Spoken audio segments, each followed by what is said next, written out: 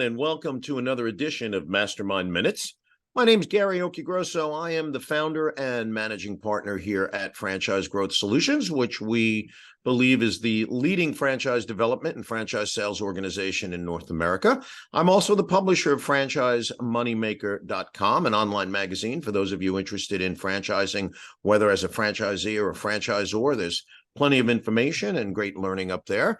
And if you're new to MasterMind Minutes, it's a very simple concept. We have one expert guest. We ask one question or have one topic, and we try to wrap this up in 15, 20, 25 minutes. So it's minutes, not hours. And that's basically the format and the theme. And today, my guest is Jesse Kaiser, who graduated from the Southern Illinois University at Carbondale.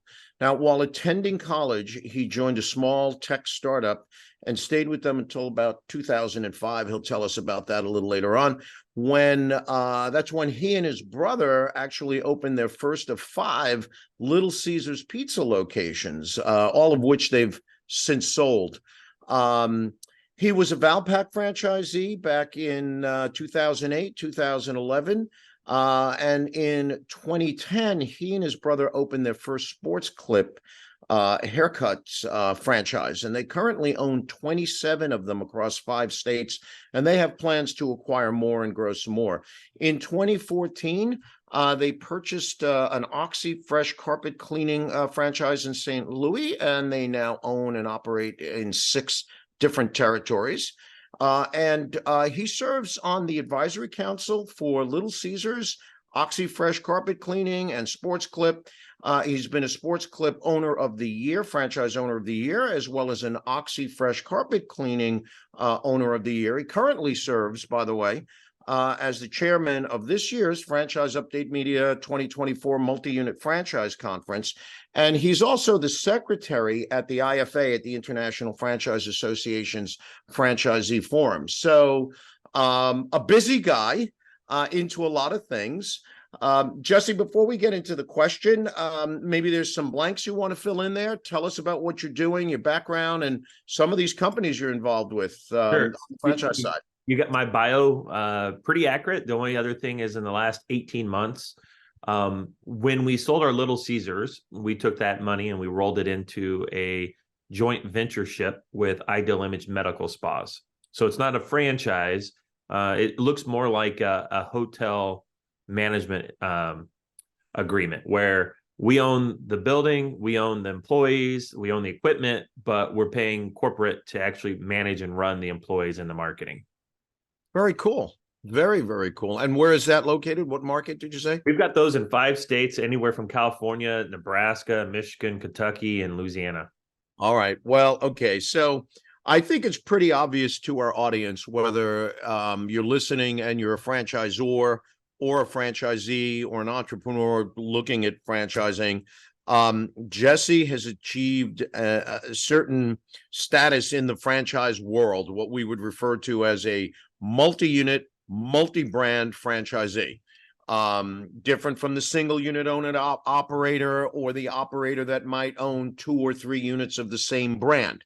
And it's all sort of a progression and an evolution. And that's what we're going to be talking about today. So, Jesse, why don't we start with maybe you tell us your story and what, when did it first dawn on you about doing multiple brands and the motivation and what does someone need to do? I know there's a couple of questions here. What does a franchisee need to do in order to position themselves to become multi-unit and then eventually multi-brand?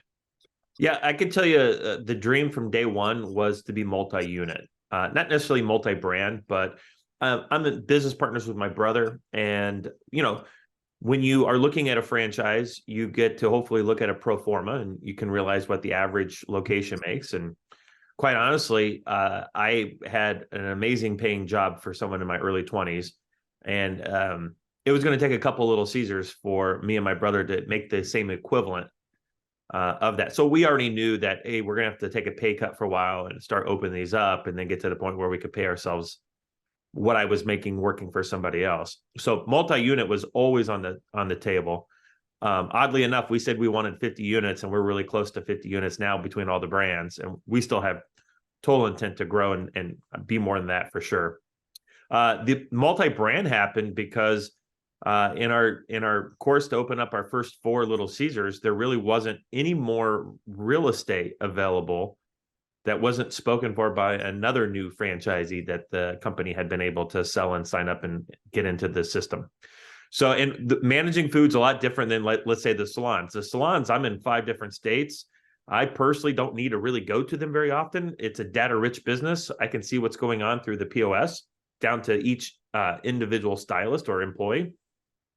So I can see what's going on, and I have district managers that come out there. But food, you're going to have a district manager touch that restaurant every week, no matter what, multiple times.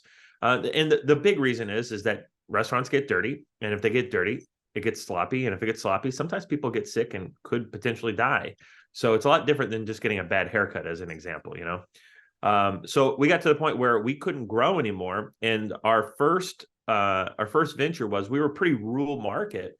We didn't have a lot of marketing options. I mean, we had MS Park or Mail South at the time, mailed once a month in our market, and that was it. So once a month, we got a shot in the arm for marketing, where you're given what it is called a marketing cookbook, where it's all the guidelines on how to do marketing. Because back then, when we were a franchisee, our advertising rate for Little Caesars, what we had to pay to corporate, was a contribution of a 1/4 or 3/4%. It wasn't even 1%. Mm-hmm. And what that translated into was they would pay and do all the creative for us, but it was up to me to place it and do everything. So I had a crash course learning there. And when I did that, I discovered that in other markets, there was this thing called Valpak that I had never heard of. And so I called them up, said, I'd like to open a Valpak in our market. So we opened a Valpak just for the sole purpose of having another option to market our Little Caesars. What was interesting, though, when we talk about multi-brands, it was interesting. I had an advantage over a lot of the other Valpak owners because I had access to what franchisees saw for how creative was done, and how if the corporate would support or be enthusiastic about Valpak or other marketing things, how easy it was to get new artwork, and if they weren't, how it wasn't. So it gave me another, and it also gave me the ability to go and meet with another salesperson, hey, I advertise my restaurants in this, and I know you're a franchise, and I know that and here are 4 other franchisees throughout the nation that I can see in the Valpak database that are advertising with us. It's working for them. Here's their numbers. And I understood the power of networking and franchising. So that gave me an advantage on that, right? Yeah. That evolution, I started, and most or a lot of the Valpak customer is mom and pop shops. So in the categories of carpet cleaning and salons, I was calling the local carpet cleaners, I was calling the local salons, and none of them were taking me very serious. Or if I got a carpet cleaner to advertise, as soon as someone quit on his team, he got all emotional about it and decided he was going to pull out all of his marketing. And it was just what? You plan on hiring someone? Yeah. Well, I can't advertise till I hire someone. You have interviews this week, right? Yeah. Okay. Well, we deadline tomorrow for next month's mailing. What do you want to do? Because you're going to have this new employee, and you're not going to have all the marketing going out. So I realized that, and that's why I'm in carpet cleaning, and that's why I'm in the salon business. I realized that at least in the area I was at, all the owners of that industry were not very marketing savvy. And I figured if I could do just as good of a job within the 4 walls or the customer service of a carpet cleaning business, and I understood marketing, I was going to win. So that's the multi-brands. And then what was interesting, so my next brand was Sport Clips. And salons, even to this day, salons will open low and grow, right, in popularity and customer volume. Restaurants open up really big, and you hold on for dear life, and you level out at somewhere, right? Yep. Yeah, absolutely. So, and so my only experience running anything that was brick and mortar was restaurants. We had great grand openings, and so I knew that you have to have a lot of employees. You got to really train them, and you got to spend a lot of money in marketing. And the salons were a little bit lower. It's going to be slow. You don't need to add. There's no reason to have 10 stylists on your roster when you only need 6 in the beginning. So I hired 12. Actually, I got up to 20 at most of my grand openings. And all the marketing that you would do in 6 months, I would do it in the first 4 weeks. and I started breaking all the grand opening records because I took my experience and knowledge that I learned from the restaurant business into the salon business, as an example. So that's another where I keep adding brands, is not because I dislike any of my current brands. It's because every time I pick up a new brand, I learn something new and I bring something new to the industry. So in Sport Clips, their average grand opening volume went up across the nation when they started asking, what are you doing? And I started sharing, I'm like, well, I'm spending more money this week and this week on these things. And then they started saying, hey, you guys need to do this if you want to have successful grand openings. And the whole system went up, right? Yeah. Excuse me. So every time I add a brand, I get a new capability, I like to say. Yeah, I mean, it's a great story, and there's a lot to unpack there, and it's interesting because where you first started, in speaking there was this realization that you and your brother had good jobs, and if you had one unit, it wasn't going to happen. So you had to embrace this mindset of maybe taking a step back financially and building it quickly, because you needed to get back to at least where you were. Yeah, I mean, I didn't pay myself for the first 16 months. Right, right. No, I hear you. When I opened up my Dunkin' many years ago, I don't believe my partner and I took any money out of the place for 4, 5, 6 months. And I think if you don't have that mindset, you're not going anywhere. Because then you have what I call an employee mindset, where you're simply trading time for money and go get a salary and go get a job. So I think that's an answer to the question, how do you elevate? The first thing is you have to embrace the idea that it's hard work and there's some sacrifice along the way in how you get to your goal and having the goal. The other piece is, and correct me if I'm mistaken, but you really verbalized a certain appetite for growth. It didn't just happen. Sometimes the growth almost happens by accident. Hey, we've been doing this for 5 years and there's a good location across town and we'll buy it.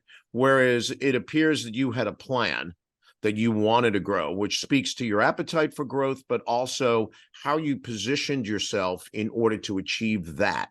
And I love the jumping from, how you said, hey, you learned this, then you got the Valpak, and then you went there. So you're building one on top of another. What are some of the things, though, when you look for a new brand? Or when you come upon a brand that you might have interest in, what is it that you're looking at in that brand? Because obviously Valpak didn't have any brand recognition in your market. You never even heard of it. None of my brands had brand recognition other than Little Caesars, and that brand recognition was there was Little Caesars in that community 7 years earlier that went out of business when that brand had an ebb and flow. Right. Yes.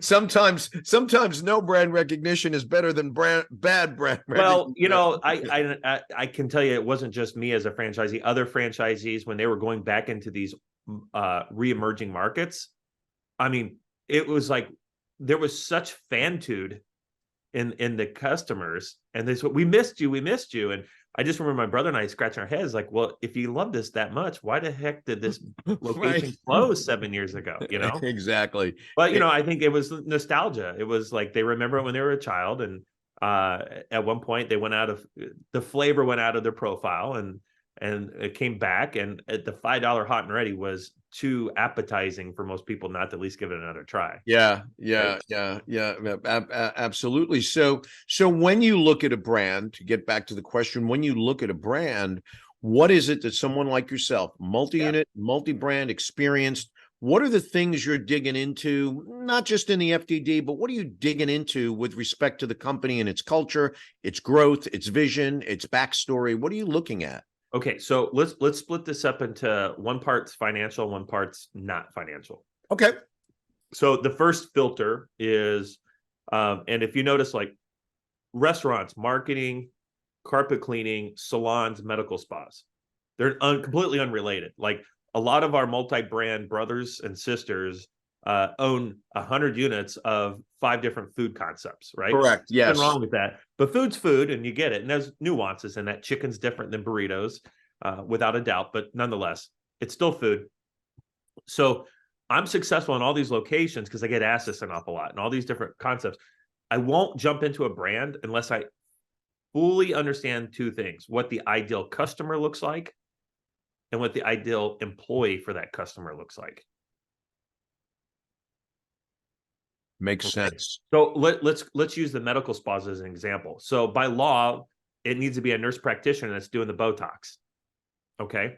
Well, not all nurse practitioners are created equally. Some of them really like working in the ER. Some of them like doing triage. Some of them like working with the elderly. That's not the kind of employee that I need to have in my med spa. I need to have nurse practitioners that get excited about transformation. Mm-hmm. Right. So understanding the right employee, and I was just thinking about this. Chick-fil-A has a line down the road at all their locations. Their chicken sandwich is good. It's not arguably the best by any means, but the people that eat at Chick-fil-A don't eat at McDonald's very often. And it's because they found employees that they can relate to and they feel comfortable. It's still fried chicken. It's just as unhealthy as the McChicken, Absolutely. but it's all about the employee at Chick-fil-A. Mm-hmm. Mm-hmm. So it's the right employee matched with the right customer. Mm-hmm. So once I understand those 2 components, and if you only understand one of them, you're going to struggle. Okay. So once that, then we're talking about the financial thing. And there's 2 parts to that equation. The first one is, how fast can I make my initial investment back? And that is a time question. The second one is, if it's an existing brand that's established and there's good numbers out there to look at, the average unit volume, if I want to exit, what are the multiples, and are that volume at the 50%, not the 25 or the top 10%, but at half of the the median of the brand? If does that multiple actually get me more money than when it costs to open it? And a lot of brands, that's not the case.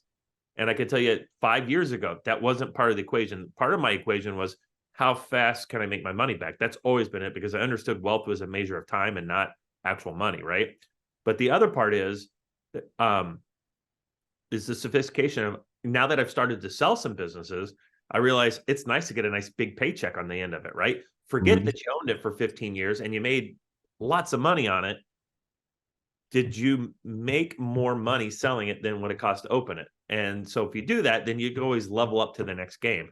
Otherwise, you're just kind of selling off an annuity. Yeah. And so those are the 2 things. How fast do I make the money back on my initial investment? And then when I want to exit, am I going to make more money on this deal than what it costs to open it? Yeah. There's a lot of brands that you can make good money, but the multiples aren't there or the volume is not there. And so that's the second part of my evolution as an entrepreneur. That's my second question. Yeah. Yeah. And I couldn't agree with you more, because the equity at the end, the kiss at the end, as I call it, is really what it's all about, because the dollars that you're producing while you're there, again, to a certain extent, is directly related to time and work that you're putting in. And the equity is sort of the result of that. So I love that formula and how you look at it. The other part about who's my customer and who is my employee, I think, is key. Not only from the point of view, can you get employees? What's the pool of that sort of employee? But what is your makeup? What's your temperament as an employer as it relates to that level of employee? Setting the tone, setting the culture, having expectations. I can remember when I opened up my Dunkin', I had the wrong expectation of my employees. See, I was so like gung-ho, and I was the business owner, that I thought every 16-year-old kid that I hired, who really only wanted enough money to put gas in their car to take their girlfriend out on a date on Saturday, I thought that they wanted a career in food service. Right. So my expectation didn't meet theirs.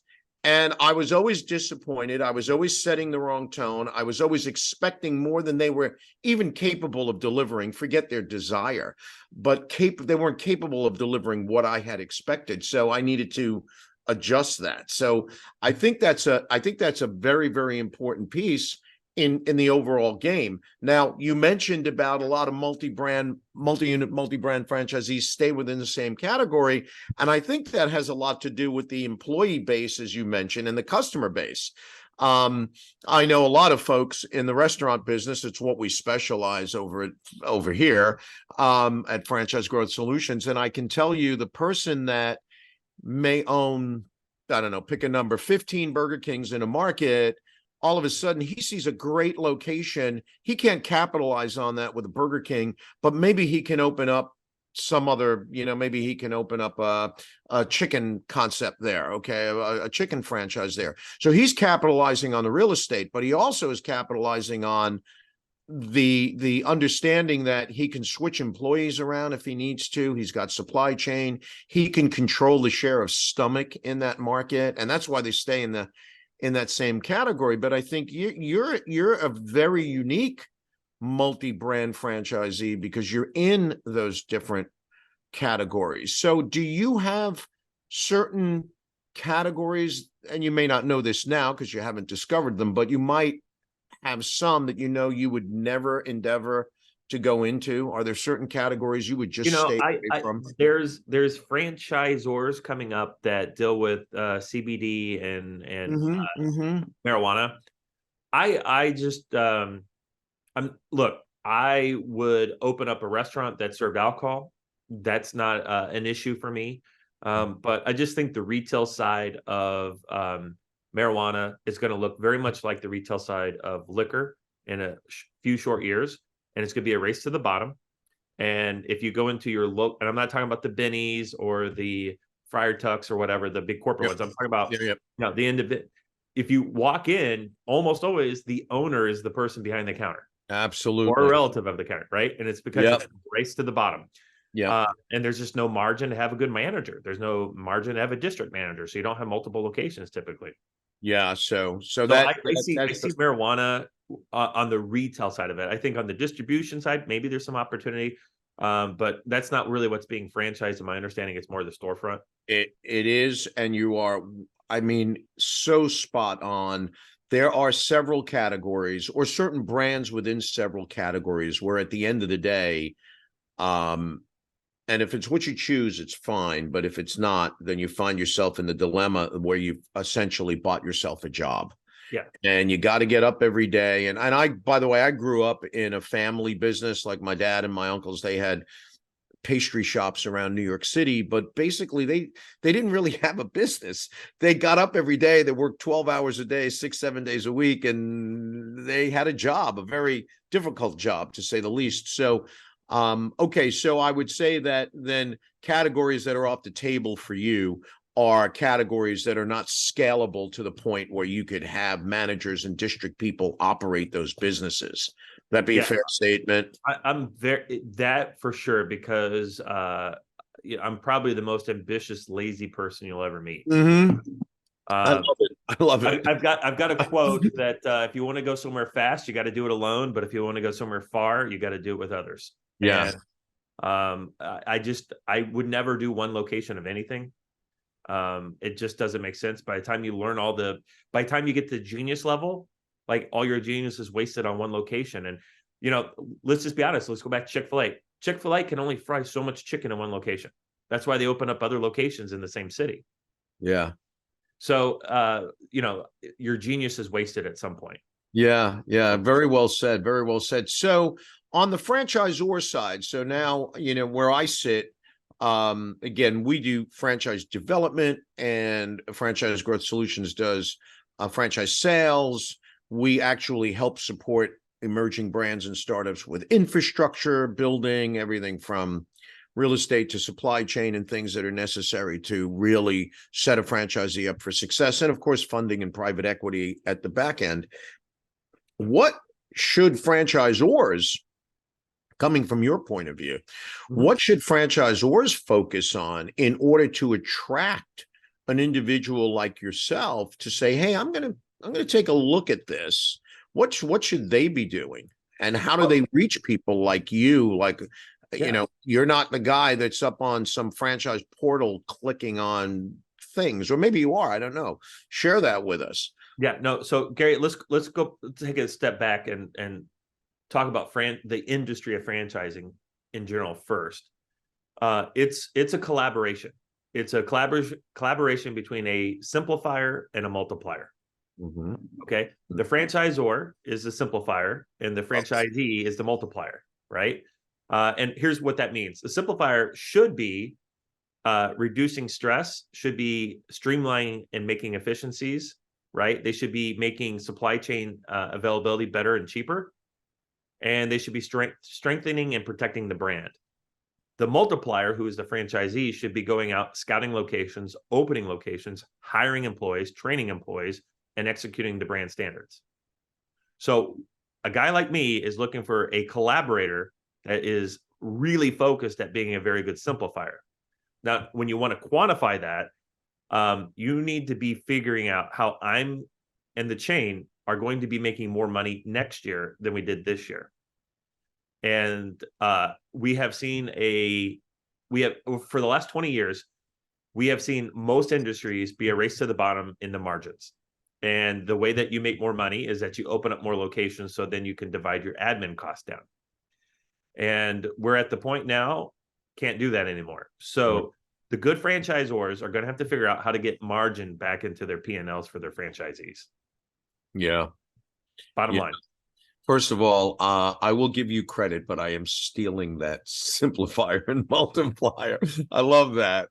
It's a great way of saying it, and I will tell you that multi-unit franchisees that we brought into our brands, into our portfolio, multi-unit, multi-brand, the sort of the reoccurring is said differently. It's cost of entry and simplicity of operation. And I think the added piece that you just mentioned, and I think it's brilliant, is what is the franchisor doing? And we have this conversation with our clients all the time. What are you doing to help your franchisees make more money next year than this year? And if you're not doing that, then you're not doing your job, because that's what the franchisee is dependent upon, because they want to grow their brand. So you've got to come up with, how do I simplify operations? How do I decrease cost? How do I come up with new menu items? How do I market that sort of thing? So yeah. I think that's brilliant. As an example, in my 12 years with Sport Clips, they've gotten the national contract for my credit card processing fees to drop 3 times. Yeah. I didn't do anything. I just had to sign a piece of paper. Now, the reason they were able to do that is because the brand grew, the volume grew, so they had more negotiating power, right? And that's part of the power of franchising. But that's an example where I'm making more money or saving more money than I was 5 years ago on the credit card processing fees. Yep. That's a great example. That is an absolute great example. And I think from a franchising point of view, again, one of the things we preach and teach is that before we would take on a client, we want to make sure the franchisor understands they need to want more for their franchisees than they want for themselves. It's like raising a kid, not to diminish the franchisee's piece of this, but if I have, as the franchisor, don't want more from my franchisees in terms of their growth, it's not to my benefit. It's not to my benefit. So last weekend, I was at this wonderful annual event called Genius Network. I'm a member of it. Yeah. And there was a husband and wife combo that they've got a really successful branding business, PR business, and they own an ice cream shop. And they're like, we want to franchise it. In fact, the one thing that we want to do is figure out, how do we franchise it? That's why we're here. Oh, that's easy. Call me. Yeah. Well, I was like, well, let me give you some numbers. Let me tell you what I would say. So they're like, do you think we should franchise it? Of course, I've never been to the location, never ate their ice cream. And I don't think I personally would get into the ice cream business. I just watch that being so secular. But I was like, here, if a franchisee is going to pay you 6% royalties and probably 4% in ad fund, is there enough margin still? Like your P&L for your location you have right now, is there still at least 15 to 20% left over for the franchisee? And they're like, oh yeah, we're just over 30%. I'm like, you have a franchisable model then. You have a franchisable model. Yeah. But I told him this, and this is where I'm going with this. I said, the second you decide to franchise, you're no longer in the ice cream business, you're in the relationship business. And you're in a relationship with the other franchisees, and you're a relationship with the vendors and suppliers for your franchisees, and you help facilitate the relationship between the franchisees and their customers. Yeah. Yeah. So you are in the relationship business. You're no longer making ice cream.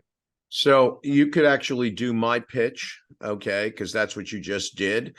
To that point, what we do when we have a brand that comes to us, we first of all, we don't go out and like look for brands, okay, because that's sort of like just forcing the issue. But if a brand comes to us, the very first thing we do is we get their P&L and we drop it into a model that we have that adds in all of the things you talked about, the fees, but more importantly, also adds in things that are sort of the professionally managed best practice aspects of running a franchise. Like, no, your wife is not going to do the payroll. Okay. You're going to have a professional payroll service. So that's a cost.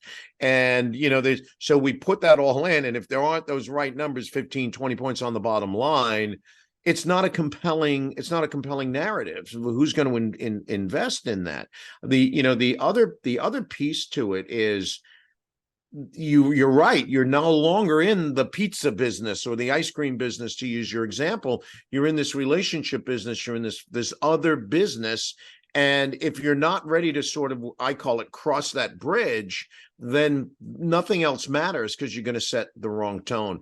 So what I'd like to do to sort of end it up here is you get your last thoughts on, I would love to know your any final thoughts on, if I'm a franchisee, maybe I own one of two of something, what are the things that I should look for if I want to elevate myself? Is it financing, locations, brands? Like, what are the things I need to get really buttoned up on in order to make that move?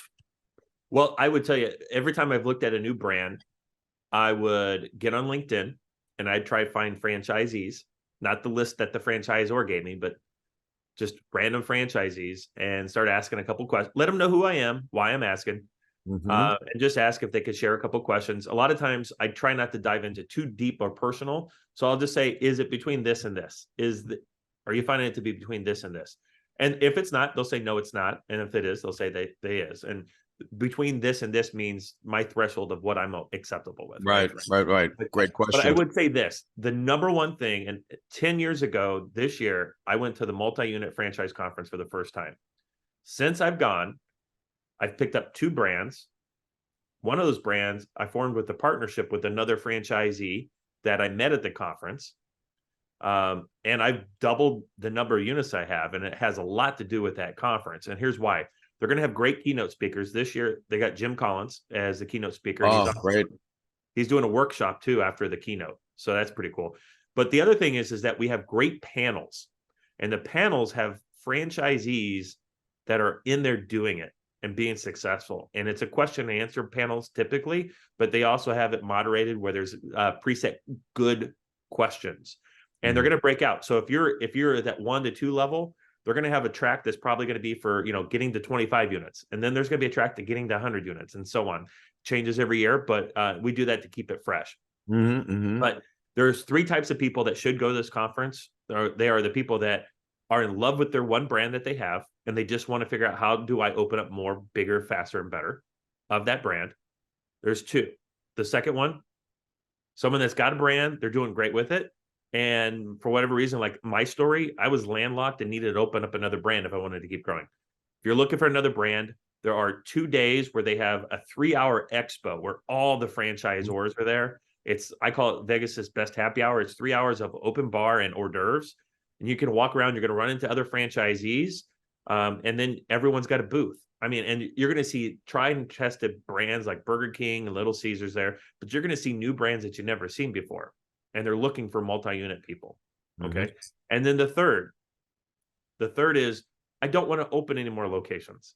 I've got 3 or 4. I don't want another brand. I just want to figure out, how do I get a district manager to do what I need to do so I can go to Germany for 2 weeks and not have the place burned down. Right. And so all 3 types of those entrepreneurs are welcome there. And you're going to find your counterparts there that have already been there and done that. And you get to learn from them, and they're happy. I mean, when people are successful, they're happy to tell you their failures and their success and how they did. Yep. And I love that conference. Multi-unit conference. It's in Vegas. It's March 19th through the 22nd. It's going to be a really good time. I've been going for 10 years. So my wife is pregnant with my fourth. And when I got announced to Congrats. share, she changed her in vitro date so she could go to the conference and not miss it. There's commitment. I know, That's right? that's She a says, commitment. I she's love like, that.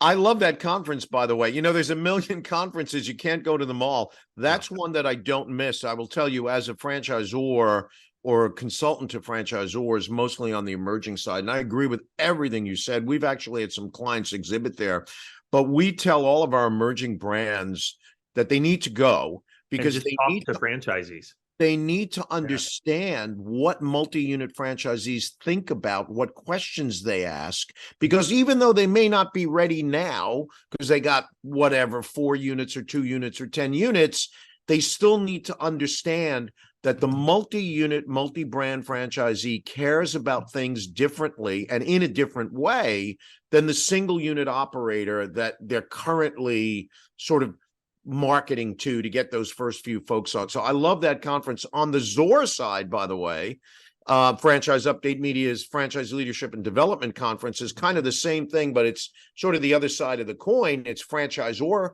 education. So those two conferences, I did miss franchise leadership this past year, but I'll be at multi-unit, so I'm sure I'll see you there. I never missed that one. My one advice to franchisors with the multi-unit franchise conference, when you're ready to have a booth and display, look at that as a minimum of a 3-year commitment before you really start seeing your return on your investment. I'm going to tell you why. We are all paying attention who's at the conference. If it's a brand I've never heard of and you've got 5, 10, 15 locations, I'm going to wait. And by the second or third year of seeing you there, I know you've got some staying power, because the worst thing I could do as a franchisee is buy into a brand, be excited that there's none in Missouri and I can have all of Missouri for myself, only to find out that 18 months later, private equity bought them out and merged it with another concept. And then that's not the concept I joined, right? Absolutely. Absolutely. So the showing that you've got some staying power is going to weigh one of the most biggest things for a multi-unit is just, you're not a flash in the pan, right? Absolutely. Brother, you are preaching to the choir. I love it. You know, we tell, and I'll leave it here. We tell our franchisor clients, because they all think, hey, I'm going to franchise this year and next year I'm selling 100 deals, which, first of all, if that's their mindset, we're probably not involved. But we emphasize that franchising is like evolution. Things are happening. Maybe you don't see it, but you have to be working. You have to make things happen, because you need to have that staying power. You need to stay in front of people. We have franchisees that have purchased units in some of our brands that actually came in contact with us 2 years ago or 3 years ago or a year ago. And they were sort of on the sidelines. They wanted to see us grow. They wanted to see other franchisees grow, what was going on, because they're doing a due diligence where it's not about being risk adverse. It's about being smart in terms of the long haul, as you talked about earlier. You know, what's the long game here? What's the far game? Yeah. And that's a big deal for us. And I would give you just one piece of advice when you're mentoring these emerging brands, and the same is going to be true for large unit franchisees, okay, or franchisees that want to grow really big. If you're going to go from 0 to 100 units in a year as a franchisor, you're going to lose 85% of your staff. Yeah. Okay, because most people can't handle that change that quick. That doesn't mean that when you get to 100, that 85% of your staff will be gone. If you get that growth over 5 years, a lot of them will stay with you because they can learn and adapt. It's a small percentage of the population that can go from 0 to 100 that fast, not lose their brain, not stress out or start making bad decisions because they just don't have the experience. You are so right. I've very rarely seen it happen. I mean, I am sometimes I don't want to say the grim reaper. I'll say I'm the party pooper when, I'll read something on LinkedIn. Oh, we're so excited. We sold 400 franchises in 2 years. I was actually at a private equity meeting about a month ago in New York, and some franchisors stood up and said, hey, we sold 393 whatevers in 19 months. And I was sitting in the audience, and I can be a pain in the ass. Okay. So I raised my hand. I said, okay, that's nice. How many units do you have open? And I forget what he said, 32 or 39. And I thought, hey, dude, like, do you have infrastructure? Have you built out your infrastructure? How are you servicing your franchisees? None of those things were in the game plan. None of them. None Well, of and, those. and here's another thing. If the founder's goal is eventually to sell this off to private equity and walk off into the sunset, if that unit of sold but not open is really high, you get a devaluation. Absolutely. There is, if you go on my YouTube channel, I'll pitch my YouTube channel here. I did a seminar at the IFE in New York at the Javits Center a couple of years ago about positioning your brand for private equity. And the things that were coming up from franchisors, to me, no disrespect to them, were mind-boggling, like not having leases on their locations from their franchisees, not tracking insurance policy, like all this stuff. And I said, all you're doing is you're giving the private equity person who has interest, you're giving them an opportunity to take your 10 or 12 multiple and bring it down to a 7. That's all you're doing. And that's not what you want to do. All right. Boy, we could have a whole nother conversation on that. Jesse, if somebody wants to reach you, like, how do they do that? Is it? I'm very active on Facebook and LinkedIn, and the links to those profiles will be on the show notes. Yeah, yep. They're usually underneath. So listen, I thank you. I know you and I have had very brief conversations at some of these conferences. We see each other. This is the first time we've ever really endeavored in a deep conversation. I appreciate everything you've said. Your insights are unbelievable. I think people who want to get into franchising or who have a franchise and they want to grow, they should definitely be thinking the way you're thinking in terms of, basically spreading risk, if you will, evaluating properly and doing the things that excite you so that you can continue to grow as an entrepreneur. I've often told people, and I've backpedaled on this at times. I've said, well, to me, a franchisee is not an entrepreneur. A franchisee is a soldier. And why do I say I've backpedaled off of that? Because when I meet people like you, what you've done is you use franchising as the vehicle to satisfy your entrepreneurial plan. So I just think that that's amazing. And I look forward to seeing you at, will you be at IFA? I will be at IFA. Yeah, great. I'll definitely see you in Phoenix. But again, thank you so much for your time. It's been absolutely fantastic. It's been an honor to be on your podcast, Gary. Thank you. Thank you.